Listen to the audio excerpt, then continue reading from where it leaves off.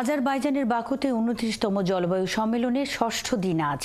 অভিযোজন, প্রশমন, ক্ষয়ক্ষতি, নবায়নযোগ্য জ্বালানি ব্যবহার সহ নানা ইস্যু নিয়ে আলোচনা হচ্ছে এবারের সম্মেলনে। ভুক্তভোগী দেশগুলো দাবি তুলছে অর্থ দিতে হবে উন্নত দেশগুলোকে, তবে সেই অর্থ দেয়ার দরজা উন্মুক্ত করছে না প্রভাবশালী দেশগুলো। এবারও বলা যাচ্ছে না কতটা পূরণ হবে মানুষের চাওয়া পাওয়ার। সম্মেলনের আরও খবর নিয়ে আমাদের সাথে যোগ দিচ্ছেন সহকর্মী হাবিব রহমান। হাবিব, সম্মেলনে বাংলাদেশের অবস্থান কি দেখছেন? অর্থপ্রাপ্তির আশা কতটা দেখছেন?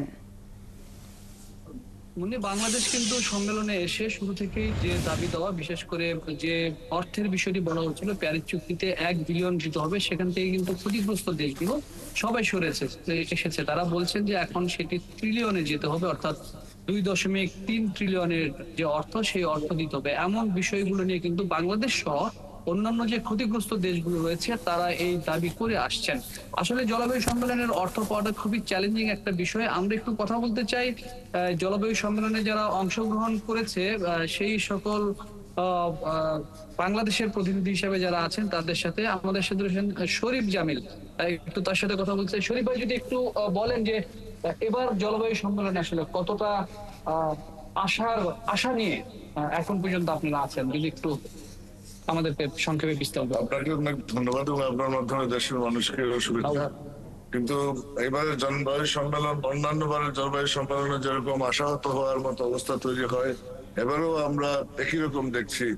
মূলত উন্নত দেশগুলি কিভাবে গ্লোবাল কার্বন মার্কেট মেকানিজম ঠিক করতে পারে সেটা নিয়ে আলোচনা বেশি হচ্ছে, যাতে তারা যে কার্বন এমিশন করছে সেটা চালিয়ে যেতে পারে কার্বন অফসেট করার মাধ্যমে। যে আমরা যেটা চাচ্ছি মূলত যে আমাদের জন্য লস এন্ড ড্যামেজের ফান্ড হোক, আমাদের জন্য যে অ্যাডাপ্টেশনের ফান্ড থাকুক।